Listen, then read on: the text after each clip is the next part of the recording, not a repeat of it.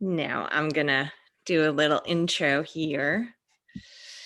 Good evening, everybody. My name is Jennifer Wertgen, and I am the director of the Wellfleet Library. And I'm so excited because as my years here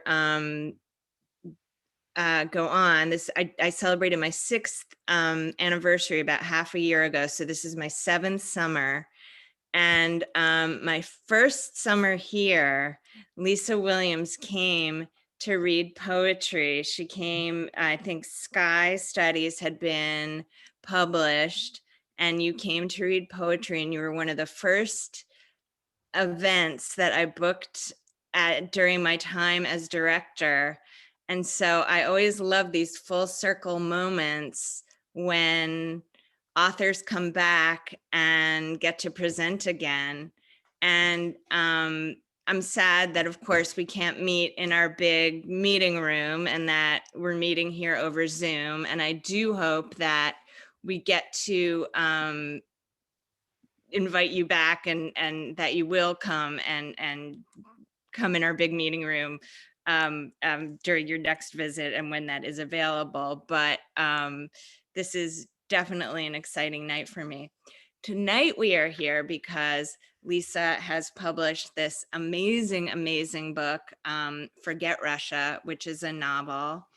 And it's just so interesting. And it's great as a novel. It's great as history. It has so much to it. And I really, really recommend your reading it. And tonight, she's going to give us a presentation and we are going to have a discussion about it. A little bit about Lisa. Lisa Williams, who also is published by Bordetsky-Williams, is the author of Forget Russia, which is an editor's choice book of historical novels review.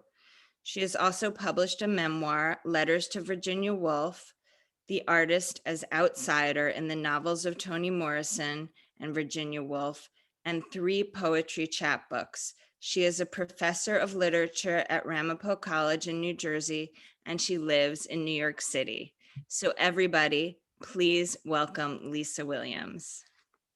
Thank you so much, Jennifer, and thank you everyone for coming on this very beautiful evening. I'm so appreciative for you to take this time. And I also just want to say how I was telling Jennifer before most of you came in, how much I love the Wellfleet Library, and it's just such a beautiful community. And everyone who's there is so welcoming. And it's just like has an amazing collection, like everything you kind of want is there. And if it's not, they'll get it for you like almost immediately. So thank you for having me. So it's very exciting. This is my book, Forget Russia, which was published last December. And I worked on it so long. I worked on it for like 20 years, kind of off and on, and did research on it for about 10 years. So I wanted to talk to you a little bit about the book. It's based on family history, but it is a novel. And so I wanted to start off with a quote from this amazing contemporary Russian writer, Ludmila Ulitskaya, about destiny, because I feel my book brings up sort of the issues of why do the things that happen to us, and why do we meet the people we meet who change our lives? So this is a quote from her. And she says, "It's fascinating to trace the trajectories of people destined to meet. It's fascinating to trace the trajectories of people destined to meet." And, that's one of the issues that I was looking at in my book, Forget Russia. And it deals with 3 different time periods. And it's all about journeying back and forth from Russia and the United States and back and forth. And every journey is about self-transformation. Anyone who takes a journey never remains the same after they've completed their journey. Their self-identity is completely transformed. What I wanted to do is just show you some slides about the different time periods, and then I can talk to you about it. I'll go back and forth because I don't want to just give like a PowerPoint. Like I'll show you a few slides and we can talk about it. There'll be plenty of time for questions and answers and discussion, but if you want to just interrupt and say anything, feel free. It's very informal. So let me just share my screen because the first journey, and I have my, okay, whoops. Okay. Play from start. Okay, good. So I have my husband to thank, Richard, who's here. He made this very beautiful collage. And the first journey, and this is based on family history, is about my grandmother and my great-grandmother who lived in a Russian shtetl called Gorny Steipel. And it deals with a time period right after the revolution between 1918 and 1921. The Civil War was fought after the Russian Revolution in the Ukraine. And actually it was a really difficult place to be during that time, especially if you were Jewish. And this is from a newspaper, and it says, Russian people awake from your sleep. A short time ago, the sun shone and the Russian Tsar used to visit Kiev. Now you find Jews everywhere. Let us throw off that yoke. We can no longer bear it. They will destroy the fatherland. Down with the Jews. Russian people unite. Bring the Tsar back to us. So there were all these different factions fighting in the Ukraine. They all wanted to defeat the Bolsheviks, and for a while the Bolsheviks lost power. And what happened was there were all of these pogroms going on, these massacres of Jews during this time. In fact, Natan Sharansky, and I'm just gonna, just so I can see you all as I'm sharing things, Natan Sharansky says, years of civil war when power in Odessa seesawed back and forth from faction to faction as hunger, pogroms, and destruction decimated the population. That's what he talks about the Ukraine during the Civil War. And after the Bolsheviks finally got back in control in 1921, and all these different factions, the Ukrainian nationalists, the Cossacks, the White Army, they were all fighting with each other, trying to gain control, but they all hated the Jews. They had that in common. So after the Bolsheviks got control in 1921, the defeated armies went into these shtetls, and they blamed the Jews, for the revolution, for everything. And my great-grandmother Zlata tragically lost her life. She was raped and murdered by one of these soldiers during a pogrom. And it left my grandmother Sarah all alone. Her father had already deserted her years before. He came to America, and he was supposed to send for them both, but instead he sent them $5 and a letter of divorce. So I knew this family history, but I wanted to fill it in and really recreate these people. So I'm just going to share the screen again. So there we have my grandmother. This is just, I'm sure many of you seen pictures of these shtetls.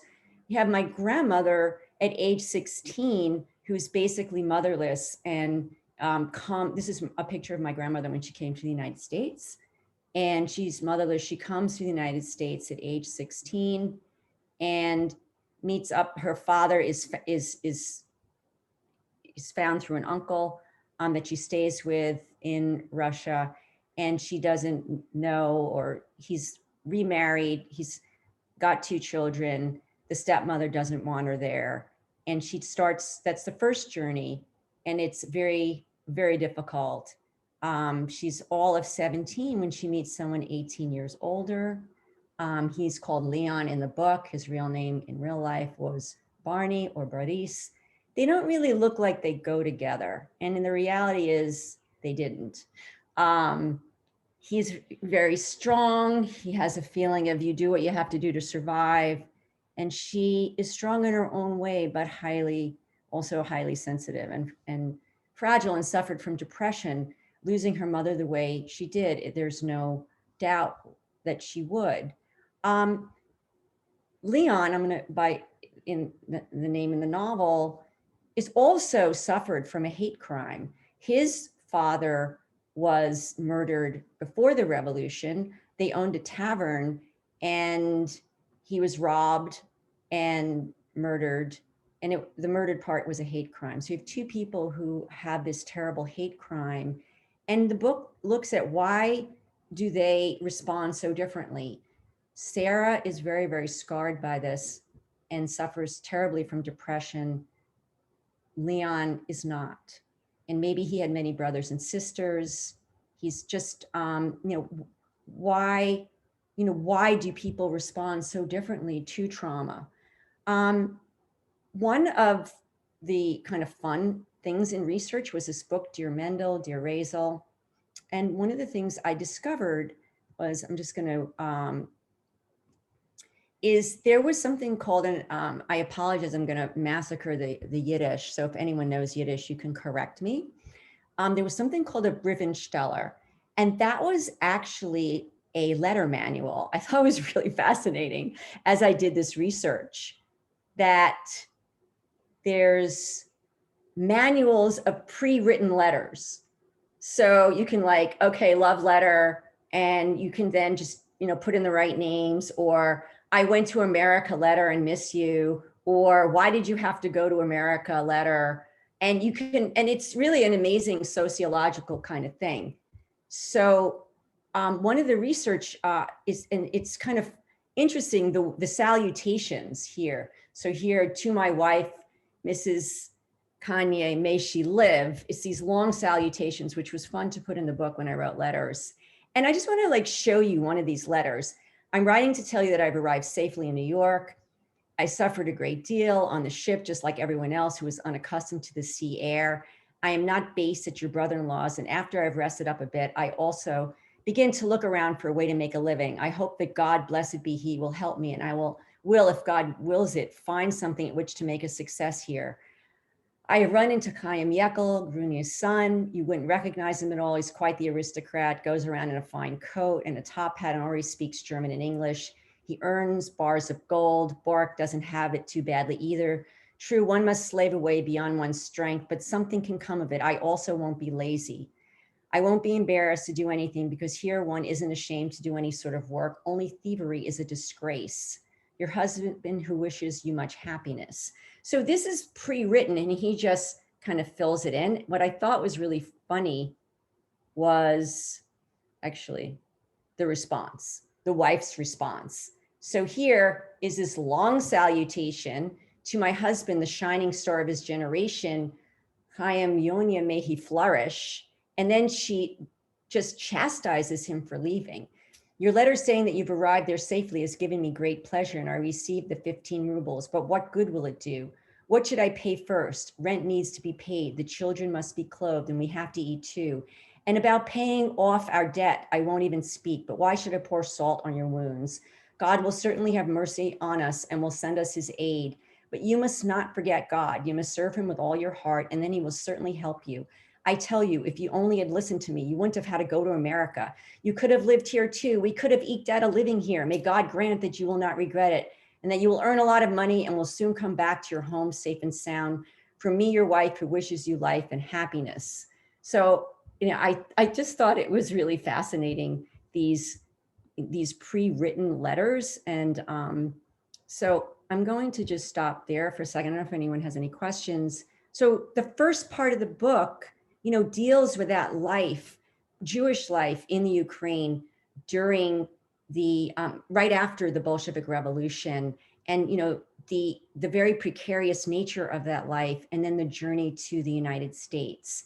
What I think is the most unusual part of the book is and many people don't realize, many Americans went back to the Soviet Union in the early 1930s. It was in the height of the Depression. My own grandparents went back. So it was really amazing for me to think that my grandmother, who came here in 1921 at the age of 16, by 1931, she's 26 with two children, my mother and my aunt, ages 5 and 3. And my grandfather's much older. He came here in 1908. They go all the way back to Leningrad. And it was the height of the Depression here.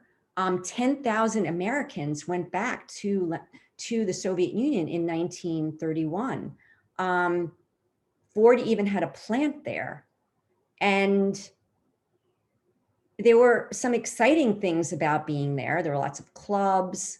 the living conditions obviously were very, very harsh, but it's all pre-purges. They were the purges where Stalin just became completely paranoid. And if you hadn't gotten out of there by 1937, you were in big trouble and very likely would be murdered, sent exiled, or stuck there for 50 years. So I wanted to show you some screens, and there really isn't that much written about all of these Jews and Americans who went back. My first slide is of a place in the middle of nowhere in the Soviet Union called Birobidzhan. It's actually on the Manchurian border. And in 1928, it was a Jewish agricultural colony. And by 1934, it was considered a Jewish homeland in the Soviet Union. You can see it's not a very good picture, but it's very, very, it's life there was really difficult. I read different memoirs. Let me just go back and different memoirs, and just going to come back, and I like to go back and forth so you can see me, and then I'll come back to the slides. The Yiddish papers, the different Yiddish socialist papers, the different communist papers, they were talking about, it was like paradise over in the Soviet Union. And they were talking about Birobidzhan as this Jewish homeland. And I read one true story of this family in Santa Monica who sell everything, pull their 16-year-old daughter out of school in Santa Monica. And they go all the way to Birobidzhan because they're so excited about this revolution. I mean, the excitement of it was, Jews could now live in the city. They got out of the Pale, which was this, part of being really stuck in the Ukraine, all this kind of excitement, the first socialist revolution. So they go to Birobidzhan, and it's basically a pile of mud. There's no, even running water. There's like no plumbing, there's nothing. And they can't even grow anything. Just the difficulty. And I, fictionalize some of these people in my book. And I'm going to come back. One family, the parents of this, the daughter from Santa Monica, the 16-year-old is like, I'm out of here. I'm going to Leningrad. She goes to Leningrad and, gets a job in a factory, and she's having a pretty good time. There are lots of clubs, there are lots of things going on. And her parents decide Birobidzhan's too hard. They come to Leningrad and find her there. And after a year, they feel like, okay, we love the Soviet Union, but life is too hard. We're like not young enough for this. We're going to go back to Santa Monica. She had become a Soviet citizen because working in the factory, they told her she needed to become a Soviet citizen. She can't leave. And they were like, okay, this is going to get straightened out. They leave expecting their daughter to follow them shortly. They wait 40 years to see her. 40 years. It's really unbelievable. So I'm just back on some of these. There's a really great book called The Forsaken, and he talks about, 100,000 Americans applied for jobs in the Soviet Union. 10,000 were hired. We have to keep in mind the Great Depression, how hard that was. But by 1937, as I mentioned, Ford had a plant. It's pretty much deserted. If you, the Soviet borders are sealed. I was really shocked that the 5-year plan in 1931 in the United States becomes a bestseller. So there's just this tremendous interest. These are some pictures of the communal apartments, and most likely my grandparents would have lived in one of these apartments. They're like railroad apartments, 20 families, maybe, in a room or two, one bathroom, and conditions were hard. This is one view of a communal apartment. This is a picture of my mom, who is now 95. She was 5 here. And my aunt, who was 3 here. And this is their passport picture when they went back to Leningrad with my grandparents. And my mom tells me she remembered she didn't like it there. They only stayed 9 months. If they had stayed any longer, they would have lost their American citizenship and never gotten out. And the book really explores this incredible longing for Russia And also, you know, the role that my grandmother played in saving the family, without giving too much away. I wanted to take a moment and play a 3-minute video of this man, Mr. Robinson, who was from Detroit and who gets stuck in the Soviet Union. He went to escape American racism. Many Black families did. It was horrible here in terms of racism. And he will talk about his experience. I just wanted to play him. Okay, that is just a second. I'm gonna need to do, okay, just a minute. I'm gonna stop the share for a second, and I can do this. It just will take me a minute. I have to get this behind. I'm sorry. I am determined to show you this, so. Can you minimize that? All right, you know what I'm gonna do is come back to Mr. Robinson, and I do want to show it to you, but I'll come back to it. This is the Leningrad siege, which again, if people hadn't left, my grandparents hadn't left, they would have surely lost their lives when the German invaded. You're not sharing just now, just so you know. Oh, I didn't realize that. Okay, let me go back. Oh, okay, I see. Let me just, I didn't realize that, sorry. I've been really good about, let me go back to this, go back to you, thanks. I'll go back and share the screen. I still think I can show Mr. Robinson. It's right here. I'm gonna try again. I've been good with all these. It's here. Can you see it?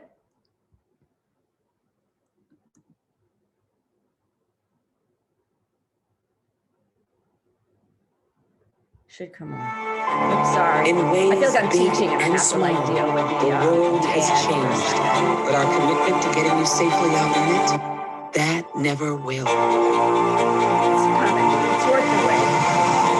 Sorry about that. Okay, here we go. In December 1929, I first saw a group of Russians.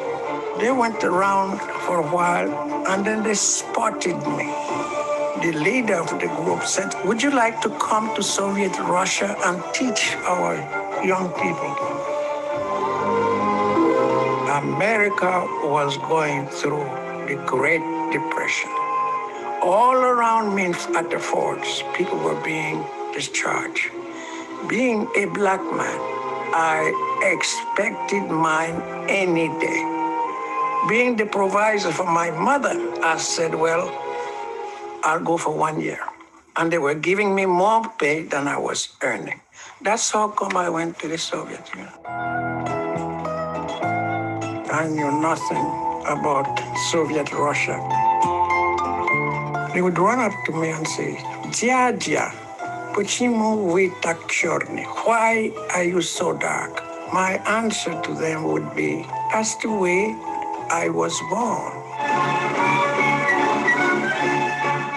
When my contract had was about 10 months old, I was called and asked to stay another year.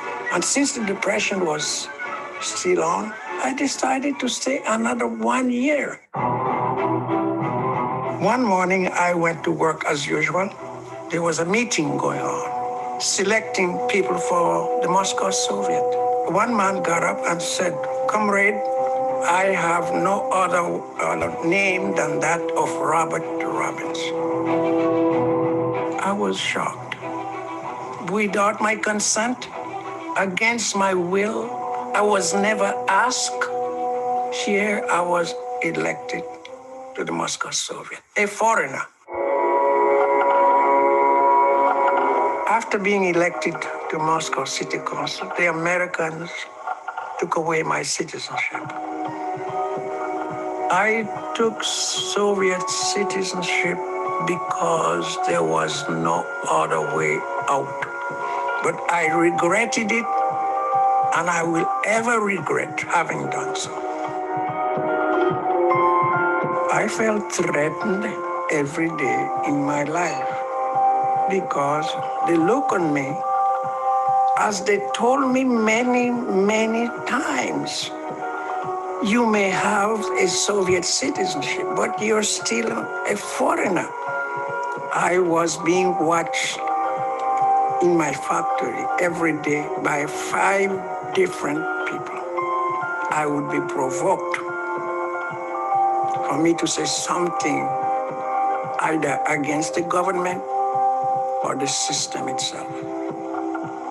I used to go to bed with my clothes on, ready whenever the KGB came. I wouldn't have to dress. I never allowed myself to become lonely. I listen to the BBC if I am at home on Sundays all day long. And I would put the music on, take a chair as my lady, and dance.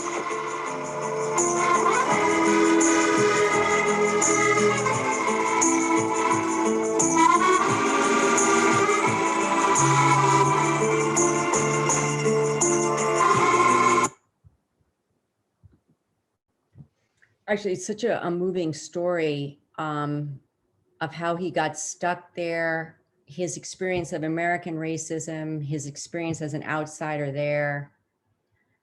There's one thing that he didn't mention as I was reading more about it. He also had to experience so much racism by the other American workers in the Ford plant in the Soviet Union. And at one point they were like really harassing him, and that actually the Soviets came down upon those Americans. They wanted to make a statement that they were against racism. And I think that also put him in a more precarious situation in our own country and with our own government. I'd like to just stop now for some, I have more slides, but I'd like to just stop now for some discussion. The other thing I just wanted to say, so you could see that the part about 1931, there's a part about 1918, it really is tracing this family. So based on family history, my grandmother who came, after this terrible tragedy of losing her mother, and then returns in 1931 with her own small children, and only stays 9 months, comes all the way back. And then in the novel in 1980, it starts with a young Anna, who's an exchange student on her way to Moscow in 1980 to study Russian language as a college student. Her mother, who's now no longer 5, obviously, she's in her 50s. Her mother thinks she's crazy to go. Her grandmother who came, grandmother says, tells her good luck, she'll need it. And her mother's words, "Your problem is you have a Russian soul," is the first line of the book. And she's, she's pretty nervous, but she meets, again, the third, the kind of frame of the book, she meets these unbelievable people in Moscow. She meets many of the refuseniks, the Jews who couldn't get out then, who were refused, who lost their jobs. There's a love story. I think all books about Russia should have a love story. And the people she meets really, change the course of her life. And, it is based on my own experiences there in 1980. And I would say the people I met, changed the course of my life and made me so want to be able to capture them and to spend the time I did trying to capture the essence of who they are and were. So I just would like to open it up to any discussion or any questions anyone may have. Anything you want to say is fine. Responses. If you don't want to be on camera or captured in this, you can also put it in the chat and I'm happy to read it out.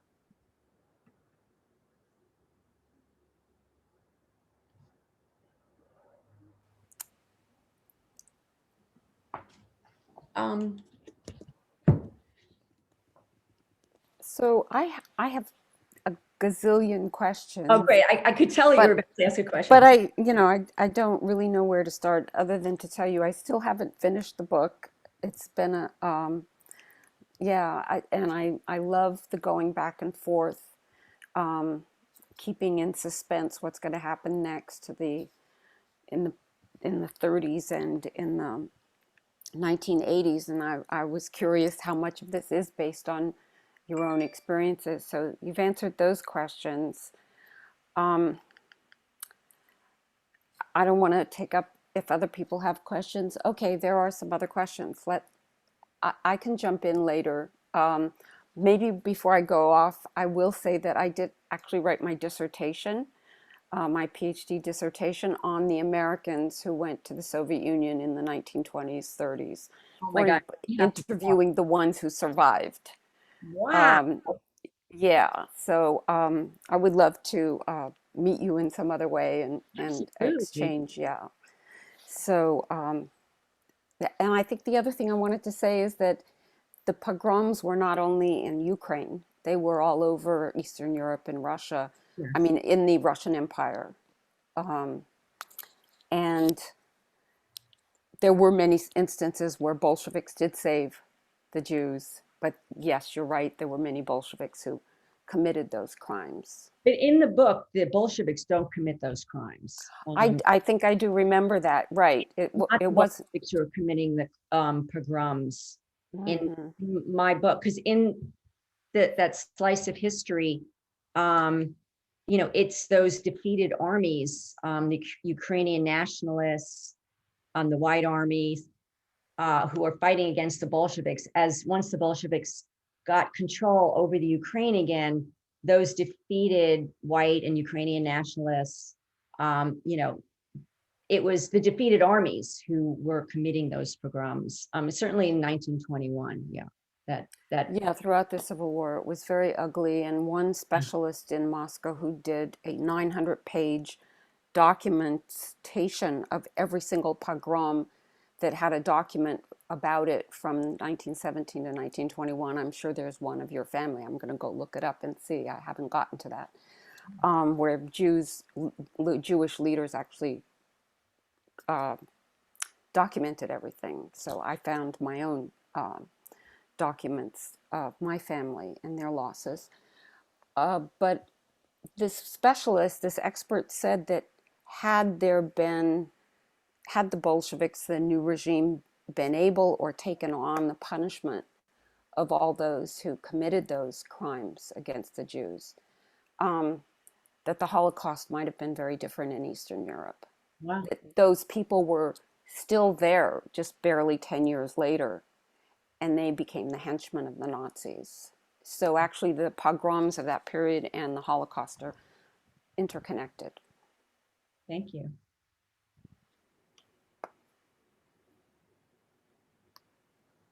We have a couple of things in the chat. First, someone asks, Carol asks, have you traced your genealogy back further than your grandparents? Well, I haven't really done a formal trace. In the book, and actually this will go back to some of Paula's question about, I did do a lot of research into my own family history, back to my great grandmother, who was tragically, as a young woman, lost her life during the pogroms. The reason why I wrote it as a novel instead of a memoir is that I had the outline of this information, but I really had to research it and imagine it. I wanted to understand. I spent a long time thinking about where would my grandmother have been when this was going on. And, I wanted to really bring these people to life and also deal with all these different kinds of time periods. So while, the book is essentially based on family history, it is still a piece of fiction, because the fictional form gave me, actually, I felt more opportunity to kind of get at the truth of things, because I couldn't know every single thing if it was exactly happened in that way. But based on research, I could feel confident that is a good chance that that's the way it worked out. And someone actually asked you, why did you choose to write fiction Oh. instead of creative nonfiction? And I guess there we have an answer. And actually, it started off many years ago. And I'm really glad when I got back from the Soviet Union so long ago, because I was a student there in 1980. I wrote down all my experiences of, what it was like to be there. And I'm really glad I did. So it really actually started off in a memoir form about my experiences in the Soviet Union and about my grandmother. But I felt like I needed the fictional form as I got more and more interested in all these multiple journeys and began to get really interested in the American Jews and other Americans, though the book focuses on really this Jewish family and some other Jewish families who returned to the Soviet Union in 1931. I had to do a lot of research to bring that together. And also the fiction, for those of you who read the book, there's clearly using the form of fiction to bring all these time periods together and to bring some of these people together. And fiction gives you that kind of leeway. So I tried it. I felt like the novel form gave me the freedom, in a sense, to deal with so many multiple time periods, which was very challenging, but very rewarding. Somebody asked, is there a chance that the book could be published in Russian? And are you aware of any Russian nationals who have read it? Perhaps there could be a chance.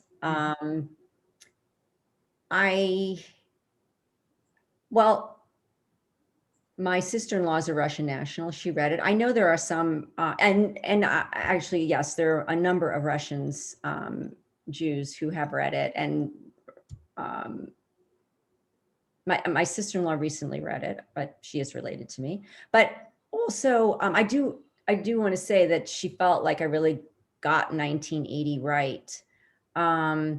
So there have been a number of Russians who have read it, and I hope so. That would be great for it to be published in Russian. That would be wonderful. I also had a really wonderful experience with one woman who is, based on one of the characters in the book. I was able to meet with her on Zoom, and we hadn't seen each other in 40 years. And it was like no time had gone by. It was really that quote of that I began with. It's fascinating to trace the trajectories of people destined to meet. And I asked her, did I get Moscow in 1980 right? And she said, yeah, you did. You really got it right. And she would tell me if I didn't. So that made me feel good.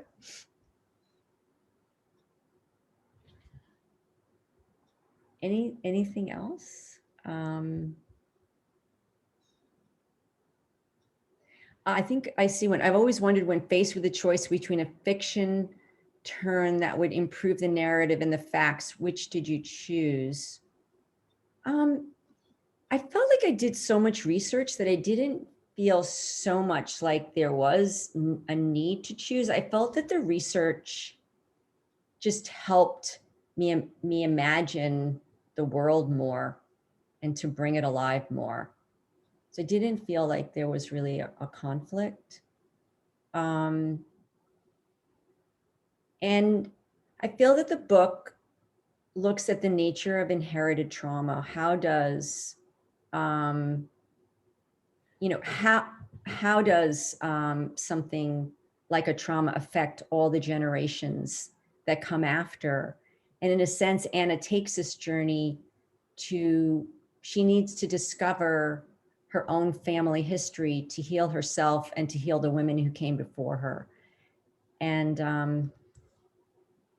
so that, that's another issue, in the book. So I see there's another one. Do you have another writing project in the works, and what type? You seem to do all genre writing. So what type is it? I do have an idea for a piece of fiction. It's still pretty rudimentary, so. But again, about a family's kind of a family saga. But families are really interesting, right? I always love the Tolstoy quote where he's asked, how come you always write about unhappy families? And he says, because happy families, are kind of, they're not that interesting. All unhappy families are unhappy in their own distinct way. So, that's such a great quote.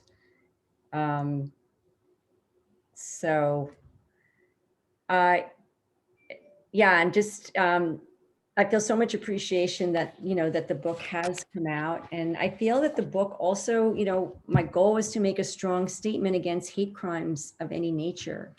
And, how that affects the multiple generations going forward.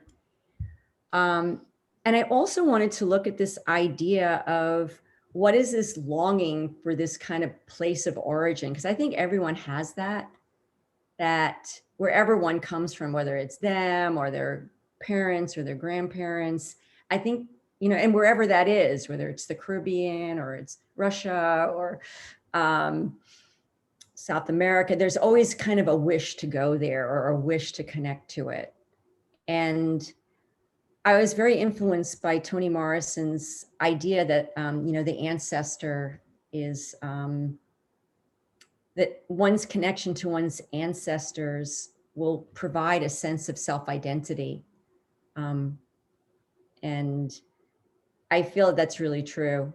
And I feel in my own quest to understand this family history and to write about it, it gave me a much stronger sense of my own identity and presence of the ancestors in my own life. How do your relatives feel about the book? Somebody wants to know. Oh, yeah, they've been really happy about the book. They've been really supportive, and most of them didn't know anything. That was the other thing. Most of them didn't know much about this family history, so they were really happy that it was kind of put down there, and they didn't really know. One thing that the book looks at, and I think, every family or most families have this, is this kind of sense of an unexpected hero that maybe every family has someone who, nobody pays all that much attention to. They're very quiet. And that actually they are the hero or heroine, I'll just say hero and use that as gender neutral, of the family. And in a sense, that was my grandmother.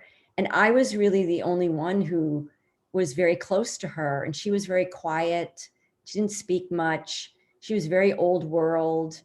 When I studied Russian in college, she sang me all these Russian songs from her girlhood. And, somehow that the book looks at the importance of her life and the significance of it. And in a sense, she may have been, this old, blind, quiet person, but she saved the family. She's the hero of the family. We all have our lives because of her. And I think the book asks everyone to look in their own kind of family history. Is there somebody perhaps who's been a little neglected, who has maybe saved the family, your family, or maybe not save is a strong word, who is certainly a hero of the family. And I think the book, brings that out. And I think most of my relatives didn't really know too much about this history. And I think that's, I don't know why I was the one in the family became obsessed with it, but I was. So I think they appreciated learning about the family and learning about our great grandmother and our grandmother and the trip back and what all this was like. So, oh, that's a great question. Did you choose the title? Amy, I love your question. It's a funny story about the title. Actually, in 2006, I had the opportunity to go back to Russia through my job. We had kind of an exchange program in Volgograd, which is the old Stalingrad. It was kind of like faculty came here and nobody went there. I don't know, it was a very unusual exchange program and no students came. But we went there to celebrate the history of their school. And so I hadn't been back in a long time, and it was a kind of a rough trip. And when I came back, and before I went, I put in it, I sort of talk about this a little bit at the end of the book, and it is true. I was able to locate one of the women that I did know there, and I knew she was a refusnik at the time, which meant she couldn't get out, and I was sure she was now here. And when I spoke to her, I told her about my trip and all the war memorials we went to, because you feel like World War II just happened yesterday. And I said, oh, my Russian's terrible, I've forgotten it. And she said, Lisa, forget Russia. You're in America now. Forget it. Forget Russia. And yeah, I was telling my husband that, he goes, that's the title of your book. So in a sense, she came up with the title. So, and actually it's ironic because it's a book about all these people who want to forget Russia but can't. So that's the irony, is that they absolutely, can't. So I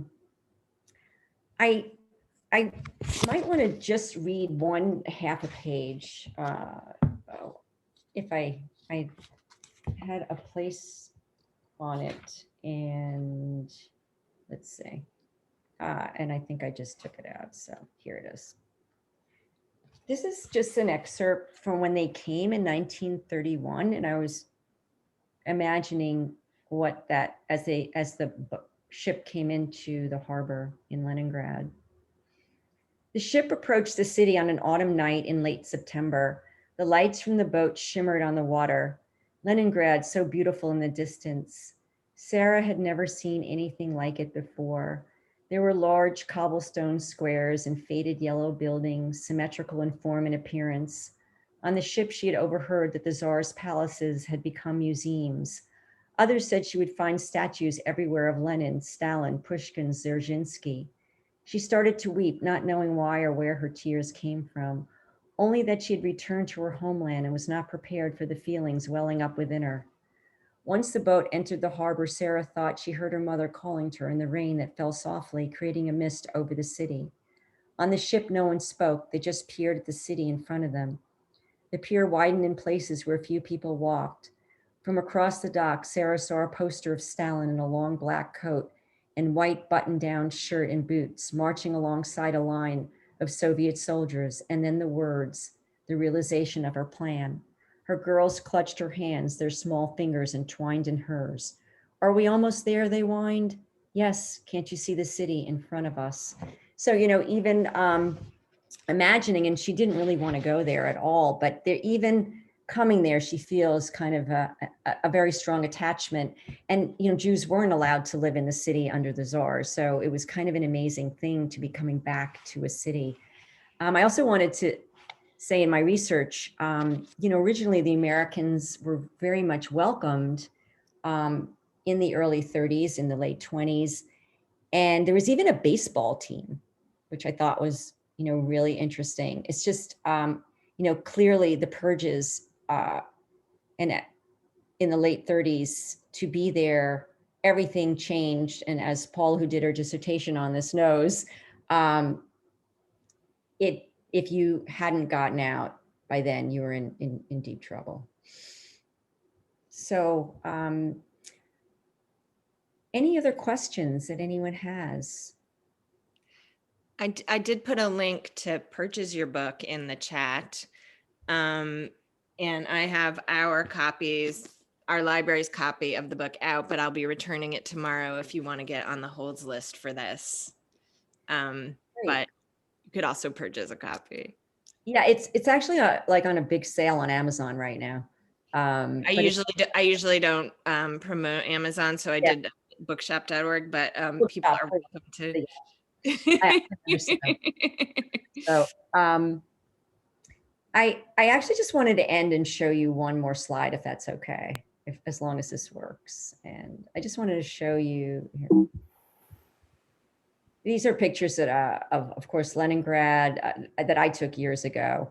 The palaces. This is just a picture of why I think Moscow is such a cool city, is the mishmash of architecture. So here you've got, this is the subway. The subways are very, very beautiful. This is a medieval church. This is a very typical Stalinist architecture. And here is a whole other architecture. And I just thought this, you know, just this kind of mishmash, which I thought was just really fascinating. And here, and of course, this is me very young in front of this very iconic red square mosque, St. Basil's Church. These are just these, I was obsessed. I love these old women and the quiet and some of the children. This is the dorm where I stayed. Of course, this is a statue. Well, not of course, because you couldn't tell. It's not a very good picture of Pushkin, but there are always flowers there because he's so beloved. And you know, that's pretty much what I wanted to share with you. So, And who's in the picture on the cover? oh, that is really no one related to me. The publisher, you know, I think she did a great job. She's an amazing editor, and she really liked this picture, which I did too. Just in some way, she felt like it really captured the essence of the book, but it's no one we know. It's a novel, so fair. Yeah, yeah. I just want to say the prose throughout everything I've read, especially the prose for the historical events, which you didn't experience, to me were almost more believable than the memoirist kind of work that for the 1980. It was very interesting, but I'm most captivated by those parts that you didn't actually experience yourselves, because the narration that you read is very typical of what I love about the book. Oh, thank you. Thank you so much. Thank you. All right. Well, I certainly want to thank you all for coming on a beautiful summer evening. I really appreciate it. And Thank it's you. really easy to get in touch with me. Let's see, my email is forgetrussia@gmail.com. So it's really easy. It's just forgetrussia@gmail.com. And I also, Forget Russia. That's really, so it's super easy to get in touch with me. And also there's a website for the book, just www.forgetrussia.com. So you can find out more about the book or different, you know, different things going on. But I'd love to hear from any and all of you, and, you know, so appreciate, and thank you so much, Jennifer.